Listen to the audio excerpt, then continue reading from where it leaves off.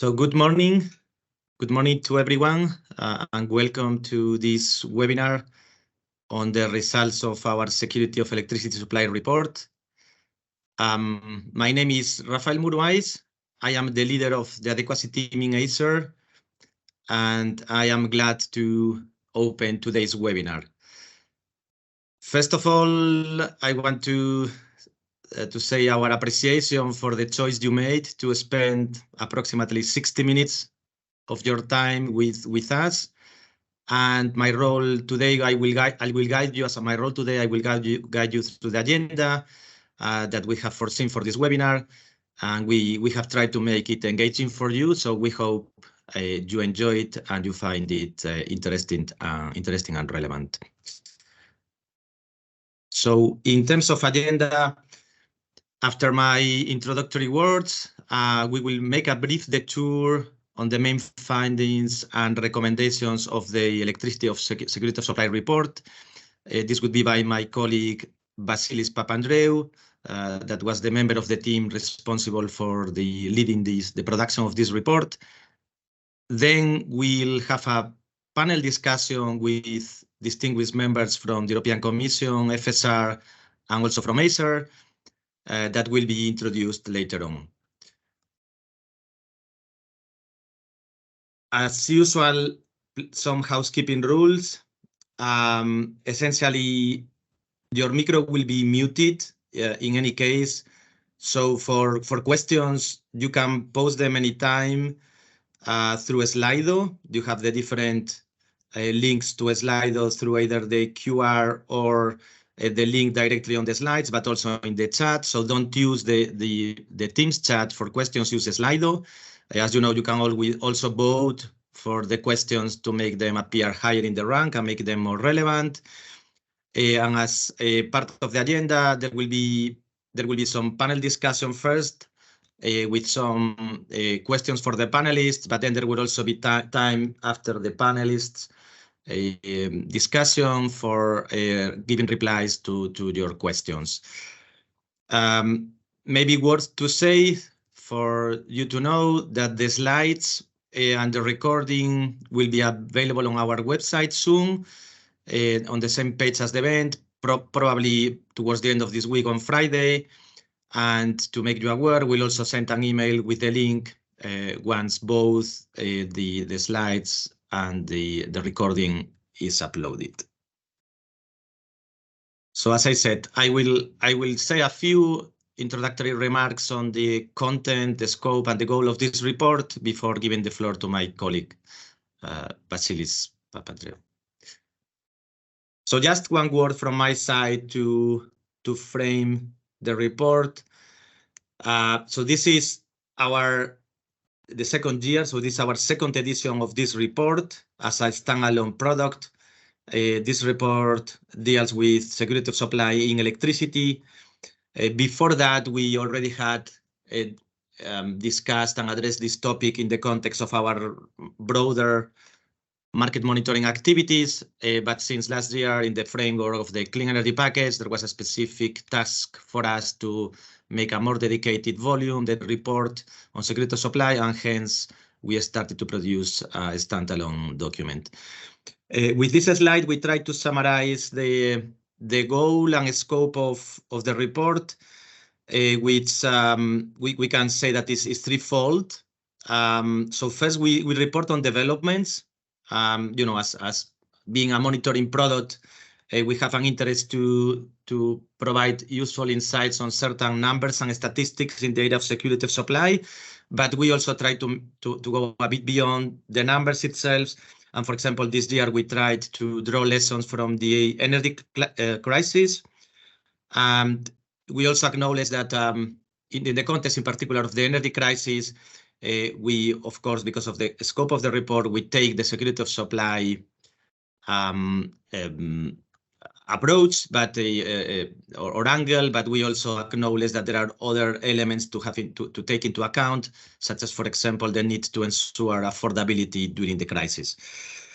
Second element, we look at the implementation status of the European adequacy framework, and in that sense, we look at how the legal obligations are implemented, but not only specific provisions on, for example, how adequacy assessments or reliability metrics are implemented at member state level, but also how the different measures to tackle security of supply, be these capacity mechanisms, be interruptibility schemes, or other set of measures are implemented across the EU today. You will see those that have read the report, and possibly will also make some reference to some specific aspects that we zoom into in the report. For example, in the case of capacity mechanisms, we zoom into specific aspects such as cross-border participation or the penalty regimes. Also, as a third element, which actually we found it like, ultimately the goal of the report, beyond looking at development numbers, level of implementation, we also try to make it policy relevant, in the sense we always find it necessary to look critically at the framework and to see how this could be improved, maybe not immediately, but going forward in the future. In our view, considering improvements in the adequacy framework, and more broadly, as you know, with the ongoing market reform, but in the case of adequacy and security of supply, in the security of supply framework, we find it particularly relevant given the increasing amount of renewables, the increasing amount of intermittent generation that makes the need to adapt to this variability, which has always this twofold aspect of adapting upwards when there is scarcity, and this is more related to security of supply, but also adapt downwards when there is excess of supply in the system, and this can be seen in the form of negative prices. Maybe one more word saying that we will try to look at the framework in a holistic manner, and possibly we'll try to do it even more in the future. So not only looking at adequacy, but also looking at other frameworks like risk preparedness that complement the adequacy framework and are, of course, very relevant for security of supply. So we try to look at both together. And then maybe last but not least on my side, we seek here continuous improvement. As I said, this is the second edition, but we are glad to receive feedback from you, suggestions for improvement. So if you find it useful that we at some point focus differently or in other aspects, we are glad to take your suggestions. There will be a email address at the end available for you. We'll also put it in the chat for your suggestions if and when you have them after this webinar. With this said, I will give the floor to my colleague Vasilis Papandreou, who was responsible for the production of this report, and he will drive you through the main findings and recommendations of the report. Vasilis, the floor is yours. Thank you, Rafa. Good morning, everyone. So I indeed had the privilege and honor and pleasure, of course, to coordinate the team effort that resulted in this report. And I will try to present you the key messages and findings of this report in the next 10 minutes or so.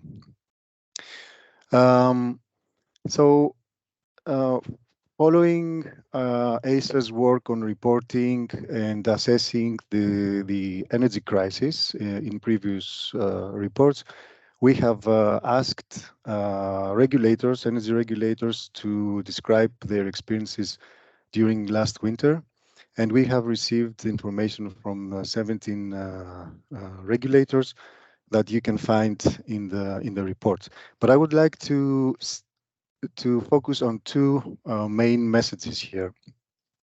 The first one is that the integrated electricity market and gas market as well was crucial in assisting overcoming the supply shortages in Europe last year, and directing energy into where it was needed most.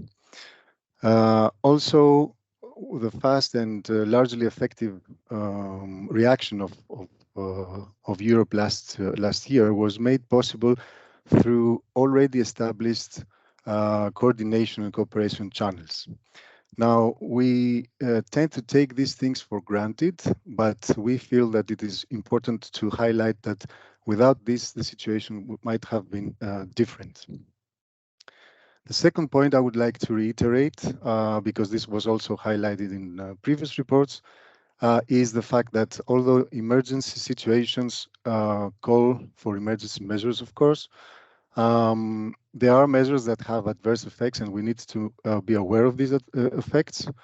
And there are measures that are no regret measures that we should prioritize. So our recommendation after the analysis is that there is a need to keep moving and accelerating the efforts to integrate the electricity market. We need more integration, not less integration. And also we need to maintain and reinforce the interinstitutional cooperation in the framework, in the context of security of supply. Also, member states need to prepare a proper set of tools, well designed, coordinated, and targeted that they will use in situations like that, and that they will be in line also with the wider and higher decarbonization targets. Now, as Rafa mentioned, part of our report deals with the implementation of the adequacy framework. The adequacy framework, apart from the relevant articles in the electricity regulation and the risk repairs regulation, consists of also the methodologies that ACER has approved in the past, and that they are defining the ways that member states assess adequacy at national level and European level, and that they calculate important reliability metrics. So in this respect, we've seen that 10 member states have calculated the so-called reliability standard according to the methodology, yet this is not performed in a uniform manner, and we have launched a dedicated survey and a study to look into this in detail. Also, two member states with capacity mechanism, namely Ireland and Poland, have not set their reliability standard yet. And just to be totally fair, both member states have proceeded with calculating the relevant parameters. However, the decision is not there yet, so it is a pending decision. I will make a parenthesis here just to highlight why this is important and remind the fact that member states use the reliability standards in order to compare the results of any adequacy assessment that they perform, so that they identify whether the risks identified in the assessment constitute adequacy concern or not. And then and only then, if there is an adequacy concern, are the member states allowed to take certain measures to cope with these concerns, such as a capacity mechanism. So this is why we are focusing on this aspect a lot. And with regards to the national assessments, that by the regulation, they need to abide to a certain common methodology, which is the European methodology. Member states have different approaches. We have member states with no assessment, regular assessment at all, member states that rely mostly on the ENTSO-Is European resource adequacy assessment, and member states with very, very sophisticated approaches. So here, again, our message is those member states who haven't done so and must, they should proceed with calculating the reliability standard, and also those member states that rely on national assessments for their capacity mechanisms, this assessment, they need to make sure that these assessments abide also with the European methodology. Now, capacity mechanisms are also the key and main measure that member states take in order to deal with longer-term adequacy concerns. And this is why our report focuses on that in one of its chapters. What we have seen is that for the last 3 years, the cost for these capacity mechanisms has doubled. It has reached 5.2 billion euros in 2022. and another 40% increase is expected for this year. We are talking about 8 member states that have capacity mechanisms. However, these 8 member states altogether represent something like 65 or more of the electricity demand in Europe. Now, all these subsidies are mainly directed into fossil fuel power plants, renewables. This demand response and storage just have a small share yet, but mainly they are directed to fossil fuel power plants, and sometimes this happens with long-term contracts, even up to 17 years ahead. Now, we acknowledge the fact that investors need a certainty, especially during our times. However, we raise the concern that these long-term commitments to fossil fuels and carbon-intensive technologies might lead to a lock-in effect, which might hinder the energy transition. So our message here is a message that we reiterate for a couple of years now. Member states should analyze the impact of these long-term contracts.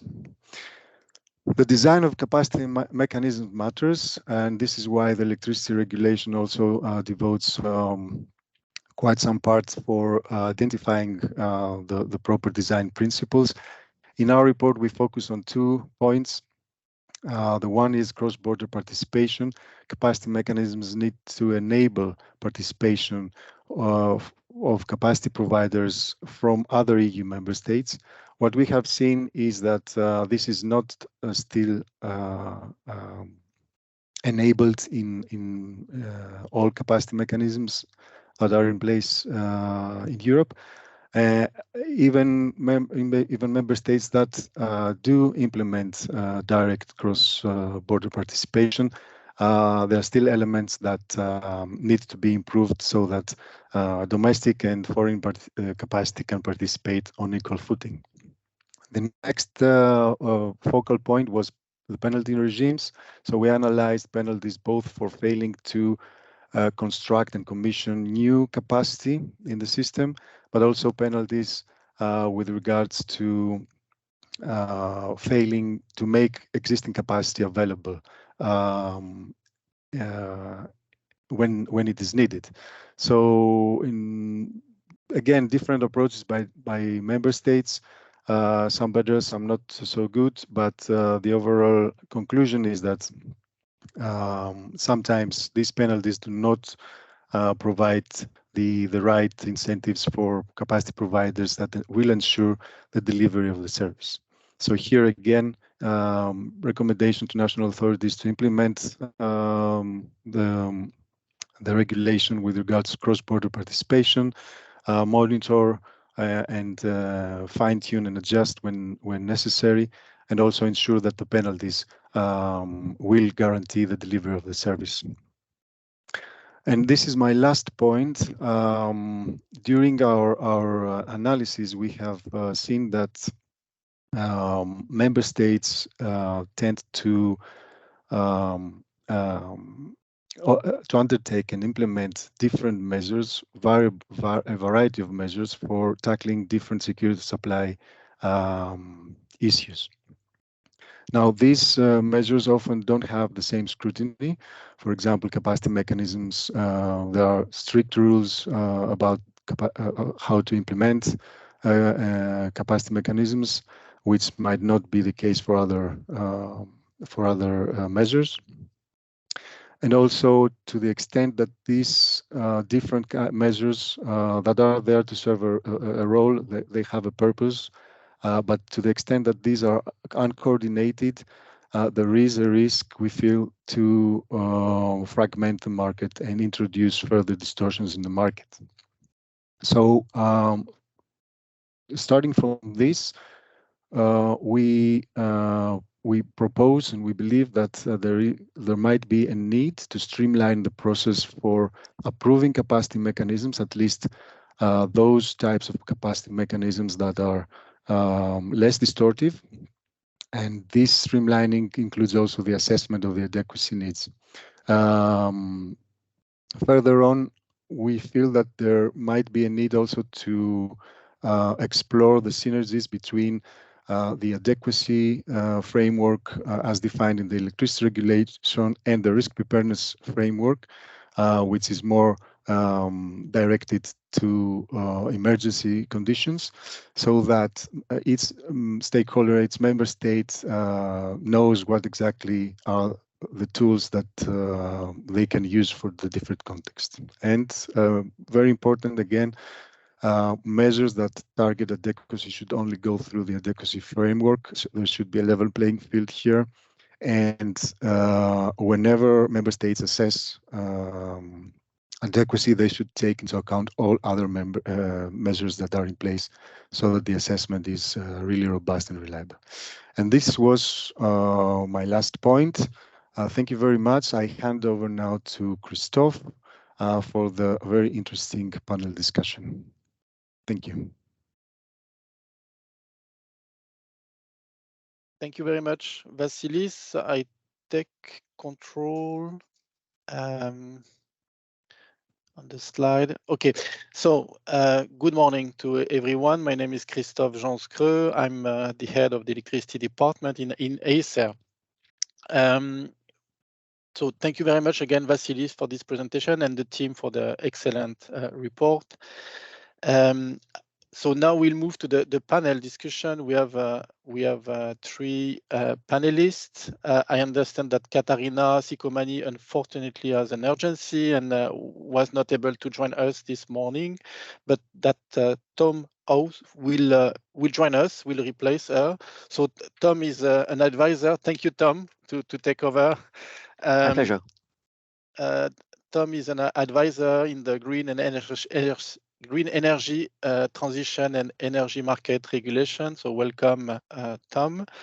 We have also Tim Schittekat, who has many hats, but I understand that today he will be with us with the FSR hat. He's assistant professor in the Florence School of Regulation. Welcome, Tim, and you know Christian Zinglersen, our director in ACER. So I have a few questions for the panelists. We'll spend between 15-20 minutes on this panel, and then we'll move to the Q&A session. The first question maybe for Tom. Tom, it is generally acknowledged that Europe managed to cope rather successfully with the crisis, despite the severity of this crisis. And at the same time, to be fair, the mild weather in the last winter helped to navigate this winter. Since you were at the heart of this common effort, what, in your view, what needs to be done or is being done to be better prepared for the next crisis? Hello, thanks for the question. Good morning, everyone. And again, my apologies from Katerina, who's preoccupied with market design urgent meetings this morning. But I work with Katerina. I'm her advisor, so I'm happy to take her place here. And as far as your question's concerned, I'll start by saying, yes, okay, we had good weather, but we are inclined to attribute our successful emergence from the crisis to all the good work we did at the European level and at member state level to manage it all. We introduced numerous demand response measures where we saved 17% of gas consumption. We sped up our storage of gas to reach 90% levels, which have brought gas prices down. We reduced our consumption at peak load in the electricity sector. So we undertook a vast number of demand response and energy saving measures. On the supply side, we've also boosted our access to gas and LNG resources around the world. So we've taken a vast number of measures which have, I think, greatly reassured markets to the point now that we feel fairly comfortable coming into the next winter. And although it looks like we might face an equally mild winter this winter. In terms of So I think we coped very well with it, but the crisis also just demonstrated how fundamentally integrated we are now. We are the most integrated electricity network in the world, and this brings interdependence, which we have relied on across multiple borders in the last year and a half.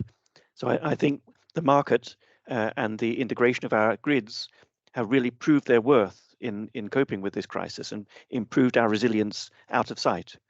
So that's a fundamental lesson to take away from the crisis, is that we came out of it grasp of the integration and the functioning of the markets.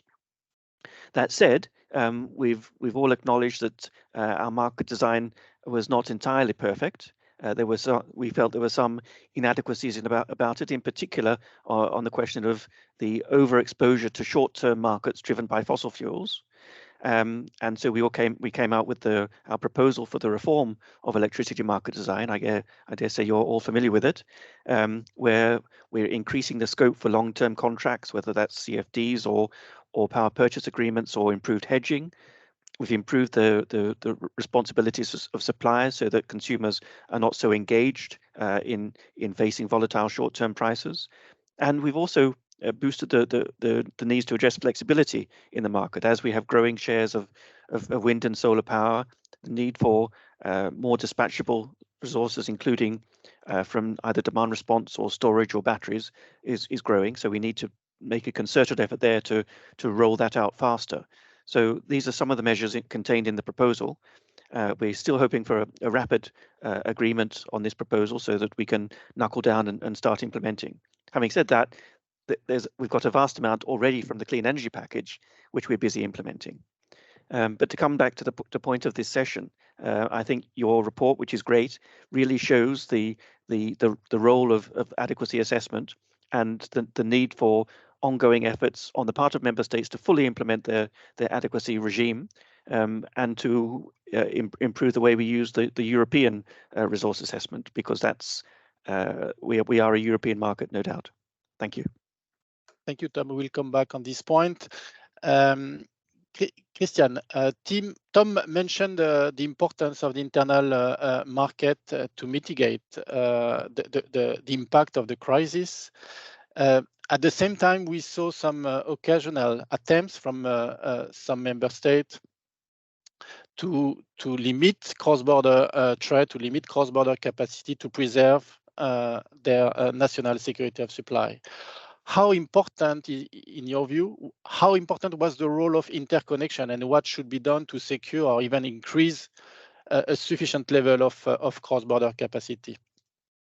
Yeah, indeed. Thanks for the question. I'll pick up where Tom was also commenting. I think the interconnectivity, both for gas and electricity, were very significant, very much a resiliency enhancer.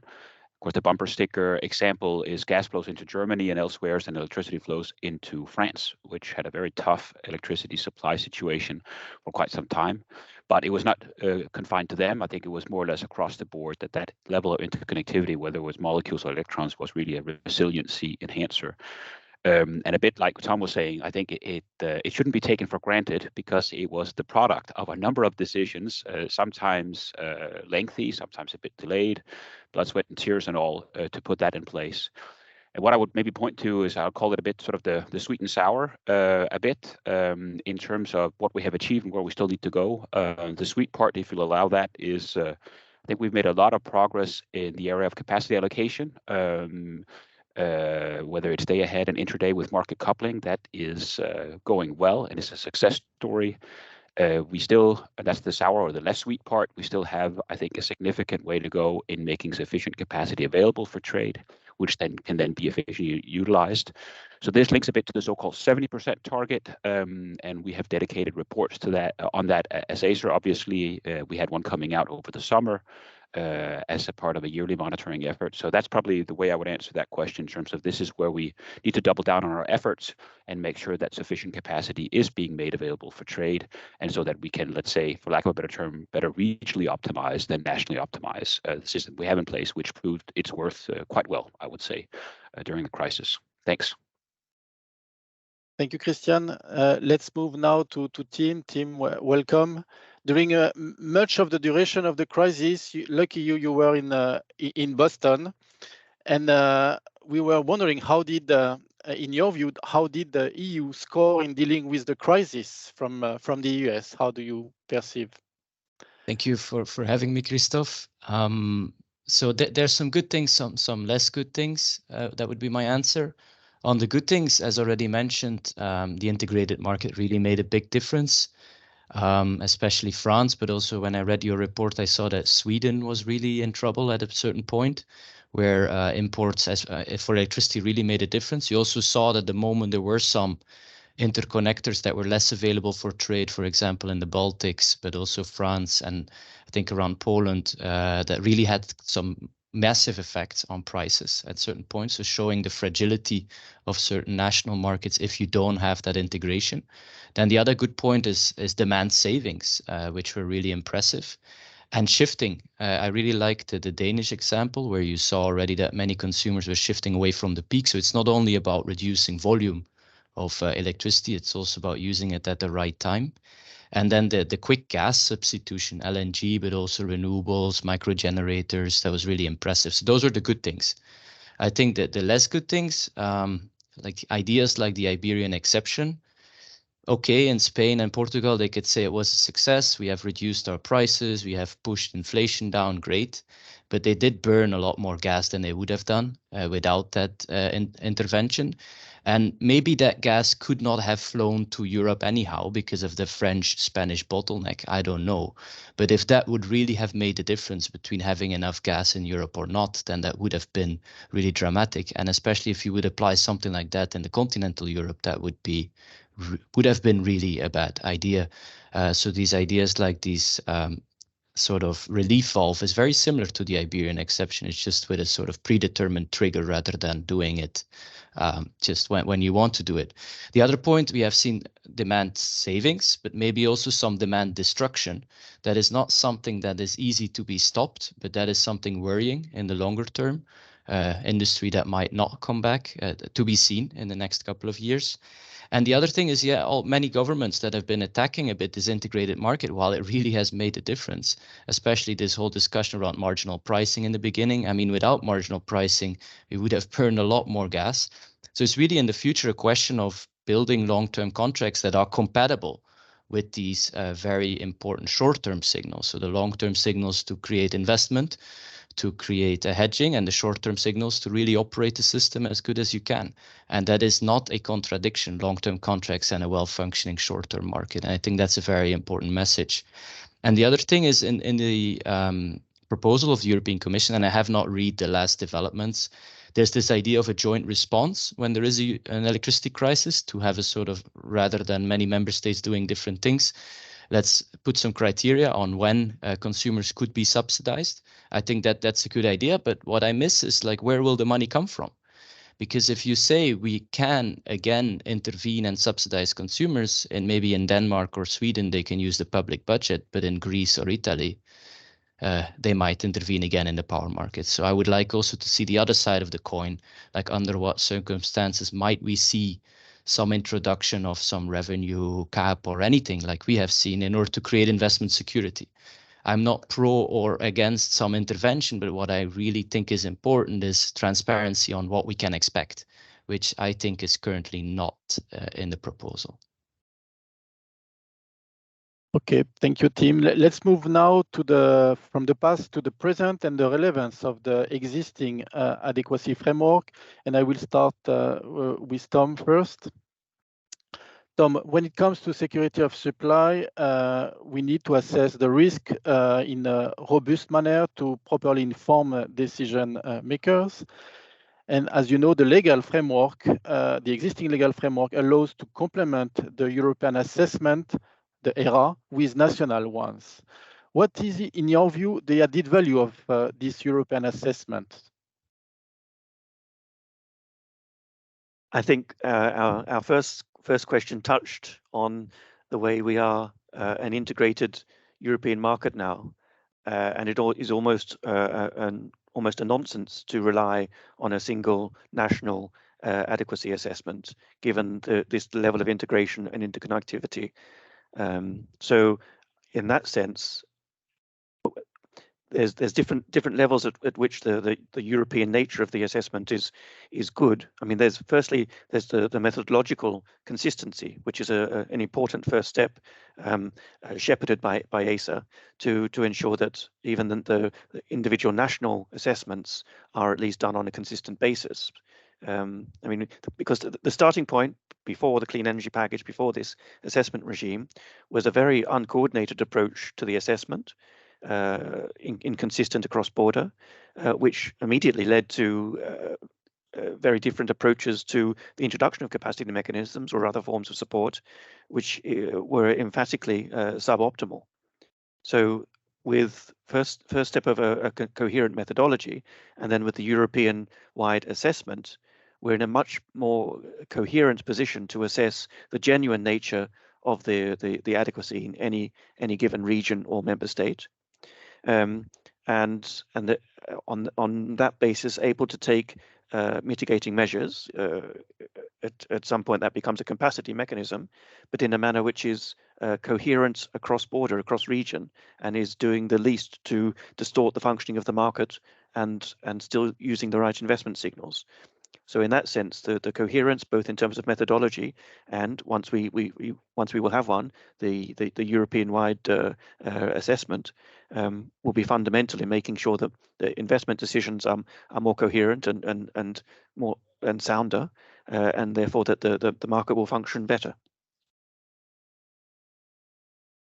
Thank you, Tom. Maybe the next question for Christian.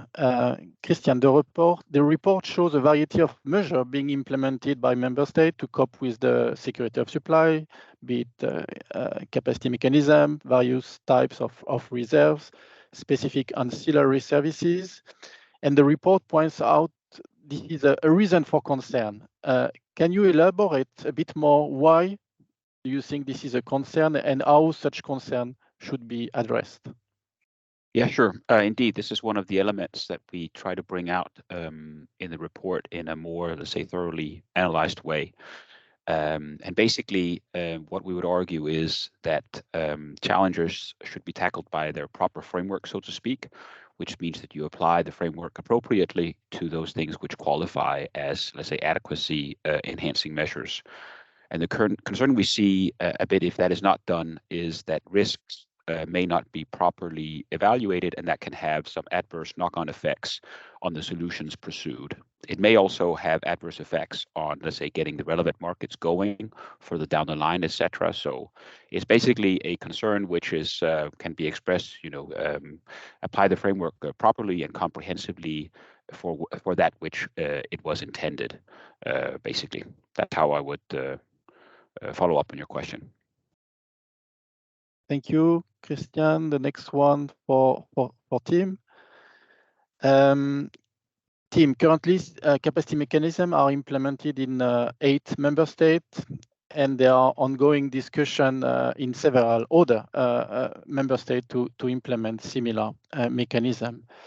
The report identifies at least 4 types of capacity mechanism with significant differences between them, and that certain design requirements like cross-border participation, effective penalties regime are not fully met.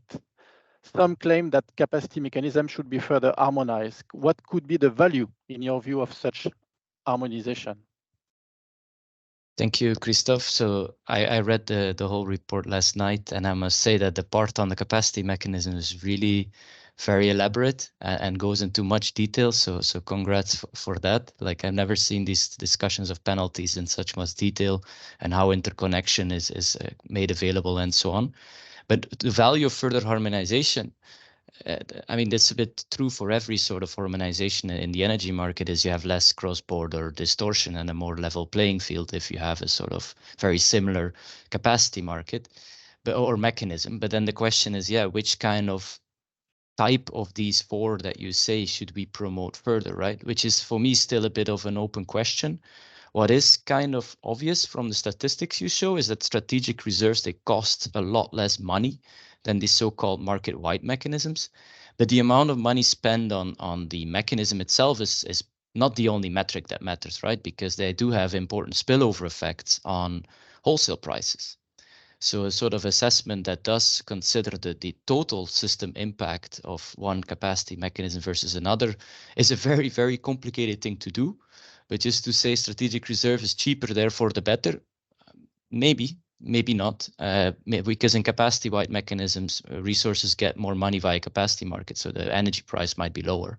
I mean, that's a very simple reasoning.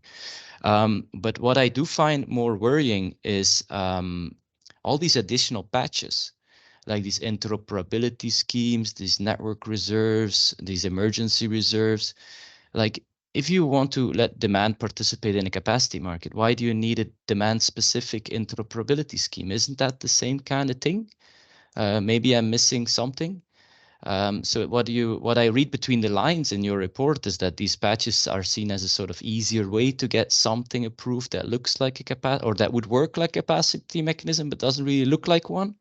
So I think these addressing of these different patches is really an important point that is raised in the report, whether to, I mean, consolidate that as capacity mechanism or something else. There's interaction with balancing, there's interaction with redispatch. It gets very complicated. And the other point about these penalties, I don't know in European regulation whether there's some sort of minimum requirement or guidance on what a penalty for not delivering or for not performing should look like. And for not performing, it's pretty obvious that a penalty should be linked to the price, maybe the balancing price or imbalance settlement price, that is occurring during the moment that you are not delivering what you're supposed to be delivered, because that's why you're there. And if you don't believe that that price is signaling is the right signal, the right thermometer, it means there's something wrong with your market design, because that's the exact point of these short-term prices, that they signal when the system is at stress. And I think reliability options do that. That's the whole design, but also other kind of capacity mechanisms can incorporate that. So that, I think, is where European harmonization could be really important. And I can talk a bit more about these penalties maybe in the next round. Thank you very much, Tim. Maybe one last question to Tom about the possible evolution of the adequacy and capacity mechanism framework. So one hot topic currently is how the European system will cope with the vast increase of renewable. This means that various types of flexible resources will be needed. In that respect, the proposed market design reform aims to support clean, flexible resources via national schemes. So the first question for you, Tom, looking further ahead, beyond the horizon of the proposed market design reform, let's say 10 or 15 years from now, what else may be needed, in your view, to ensure security of supply in a fully decarbonized energy system? Well, we have actually tried to anticipate what the world will look like in 10 to 15 years. It's true, we are expecting a huge rollout of wind and solar, which will make be a very, very big change to the electricity systems functioning overall. And all going well, that is to say, if we don't have similar supply shocks to fossil fuels as we have had, then this means that the nature of risk and the adequacy regime across Europe will change and be more focused on the issue of dealing with the variability of wind and solar resources. So that's the physical change we expect, but we've tried to anticipate that with improvements, starting with the electricity market design, to ensure that the regulatory regime that we have is robust enough to cope with those kind of high-level wind and solar penetrations. We are all conscious of the importance of and the growing importance of flexibility, and so that's one reason why there's a whole chunk of the electricity market design proposal about assessing flexibility, determining the different needs in different member states, allowing a capacity mechanism if there is a need for flexibility for a specific capacity mechanism.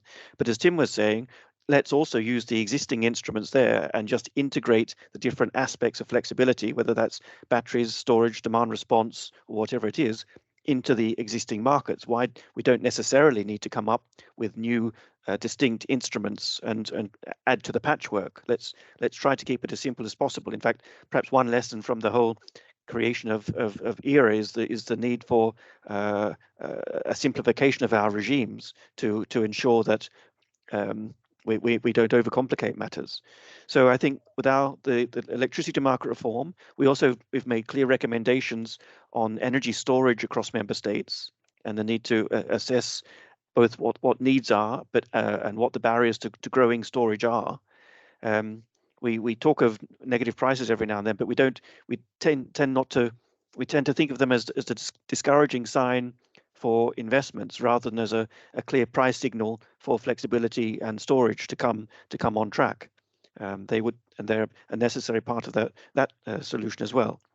And when it comes to capacity mechanisms per se, we deliberately did not include any reform of capacity mechanisms in the electricity design proposal. We are certainly working both with ACER and with ENTSO-E in terms of simplifying our joint and our internal procedures to make sure that this regime is as streamlined as possible, to make that easier. So I think there's a lot of new elements on the table which we need to bed down over the next years, and even with the strong expected growth in wind and solar, we expect this to be a pretty robust regime for the foreseeable future. We have proven our flexibility, so if we do need to adapt, we will be ready to do so in the years to come. But I think it's a pretty sound regime that we have to cope with the forthcoming challenges. Thank you, Tom. I understand that, Christian, you wanted to come in and react to Tom's. Yeah, if I can, just building a bit on what Tom said, and then we go to the Q&A on, let's say, the increasing need of flexibility as we have more intermittent generation and more electrification of end-use sectors, etc. I completely agree. We have a lot of instruments currently, technology solutions out there. The question is whether they're able to be deployed in the right manner, or whether there are too many barriers for their deployment in different sizes and shapes. And here I'll do a little bit of a plug for our upcoming barriers report on demand response solutions, which is coming out in December. It's the second time we do it. We do it biannually. So this is a barriers, let's say, identification type report, a bit of a bottom-up type exercise, if you will, which I think lends itself well to what Tom was saying. And the second point is more on this issue of, let's say, what's the value add of an EU-wide perspective vis-a-vis a national perspective. I'm reminded of a recent study performed for the Pentalateral Forum, which, let's say, core continental Europe, if you will, by Trinomics and Artelis, which pointed to the value of, let's say, of the assessment of flexibility needs being enhanced by having a cross-border perspective. That lends a little bit to the conversation in the electricity market design discussions of whether there's value in an EU-wide assessment of flexibility needs as opposed to just a national one. So I think the Pentalateral case there, that analysis there showed that indeed there is. And the second is what that study also points to for the pentalateral countries of the value of interconnections also in meeting flexibility needs on, let's say, a daily or perhaps weekly timescale, etc. And I think that resonates also for wider Europe, not just the pentalateral countries. Thanks. If I may just build on that, because I forgot to mention the whole role of grids and investment in grids.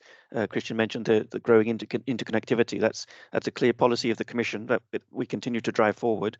But also on the distribution level, we know the investments needed on the grid side are huge. So we'll be paying particular attention and using EU resources to support that as well. Okay, we are running a bit out of time for the panel discussion, so I will move now to the Q&A. I understand that we have many questions. Some are technical, like quite technical, so maybe we try to answer them via the Slido. Maybe I will take one of the first question, and it will be maybe for Tim.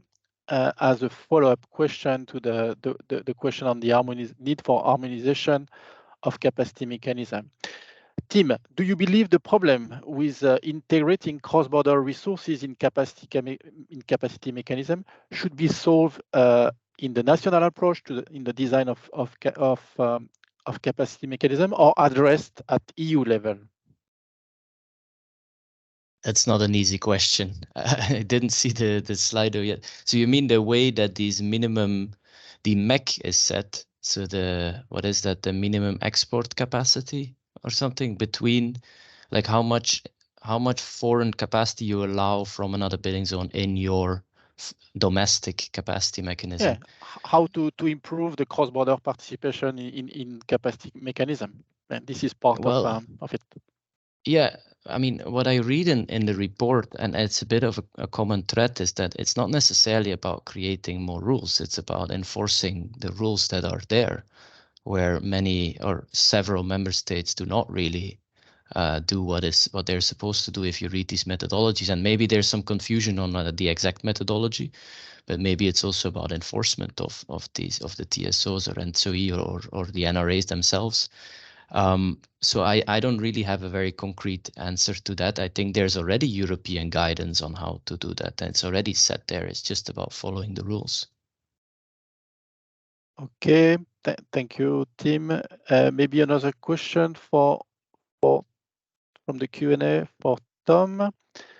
And I think this is also something that we highlighted in our report, the fact that many investment on capacity mechanism lead to fossil-based investment. How is this aligned with the EU non-fossil policies? Tom, this is for you. This is for me, yes. Well, we do our best to avoid the lock-in of fossil fuel coming in through capacity mechanisms. There are other rules and incentives that are discouraging and encouraging the phase out of fossil fuels, whether that's ETS or the environmental rules that capacity mechanisms have to comply with, for instance, on emissions. So in that sense, there are regulatory safeguards which are carrying on the decarbonisation of the sector. And I think industry themselves are growing, increasingly worried about the risks of lock-in and of growing fossil fuel use. So I think the regimes we have in place are adequate to cope with that, as well as the emphasis that we and all member states are putting on the importance of rollout of flexibility and renewables. But I think we need to make greater progress on all the flexibility tools. These are what replace the dispatchable resources where we currently rely on fossil fuels for. So the greater penetration we have of all the different options of flexibility, then this should reduce the need for these traditional forms of dispatchable resource. Thank you, Tom. Maybe the next one for Christian. CRM, capacity mechanism, have negative externalities on neighboring countries. Do you think that explicit cross-border participation does really address this issue, as most of the revenues are captured by interconnectors? I think it addresses part of it, but not all of it, would be my very short answer. And to expand a little bit more, broadly speaking, I would see two wider concerns in terms of cross-border effects, perhaps one more direct than the other. The first is, of course, mechanisms put in place can have spillover effects on neighboring jurisdictions if they're a bit overdone. It can create an uneven playing field, as it were, and that may incentivize the neighboring jurisdictions also to support, thereby leading to more, let's say, of a subsidization type race, which can be a costly race. Second, which is perhaps more indirect in terms of cross-border effects, I think if CRMs are done, let's say, in an excessive way, not borne out by full appropriate analysis, the way they're put in place may have a crowding out effect on other types of solutions, and therefore a delaying effect on other contributors to adequacy, for instance, via flexibility provision. So both of those aspects, I think, point to the need for, as we have today, having adequacy needs assessments, which are both national and European, as it were, but perhaps also in the future to have flexibility needs assessments, which are both national and European, per also the electricity market design discussions. Thanks. Thank you, Christian. Maybe one last question for Tim about the penalties regime. So can cross-border integration of capacity mechanism happen without coordination of non-performance penalties, in your view? I mean, it's a bit of a it's double question how to interpret it, because if you have a certain cross-border participation to one domestic capacity mechanism, then those penalties should be the same for the assets that are participating cross-border or the one domestic. I think that's a sort of straightforward answer. But yeah, if you have, otherwise, I don't know how to interpret that question. Even though I see that, for example, the prices can be different in Poland for the ones who participate cross-border versus the one who participate domestic. That is something that I find a bit odd in my economics brain, because they would provide the same good, ideally, right? If you believe that the cross-border connection will be there when you need it. So to give them different prices has a severe impact on competing cross-border versus domestic. So I think those kind of things should be harmonized. So I assume that the penalties, they could be different, but they should also be the same. There's no reason to do that different. But maybe you could interpret it that the penalties should be the same in the different domestic capacity mechanisms.